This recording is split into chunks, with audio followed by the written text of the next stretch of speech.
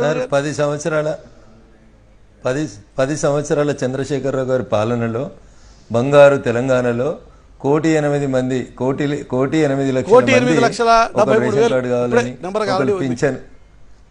అదే సార్, అదే అయ్యో మురళీ సార్, 10 సంవత్సరాల చంద్రశేఖరరావు గారి పాలన తర్వాత తెలంగాణ బంగారు తెలంగాణ అయిన తర్వాత ఆర్థిక మంత్రి గారు చెప్తాడు కదా అసెంబ్లీలో ఎవరికి మైక్ ఇవ్వకుండా, దేశంలోనే పర్ క్యాపిటా ఇన్కమ్ లోపల 2,35,000 పర్ హెడ్ మీద ఇన్కాన్ని సంపాదించి భారతదేశంలోనే గొప్ప అభివృద్ధి చెందిన ఈ రాష్ట్రంలో 1,08,73,000 మంది రేషన్ కార్డు లేదని, ఇల్లు లేదని, పెన్షన్ వత్తలేదని, దివ్యాంగుల సర్టిఫికెట్ లేదని, ఇన్ని రకాలుగా 10 సంవత్సరాల బంగారు తెలంగాణ పరిపాలన తర్వాత దరఖాస్తులు వచ్చినాయంటే కొంచెం బీఆర్ఎస్ పార్టీ కొద్ది రోజులు ఎందుకు ఓపిక ఉంటలేదో నాకు ఇంకా అర్థమైతలేదు.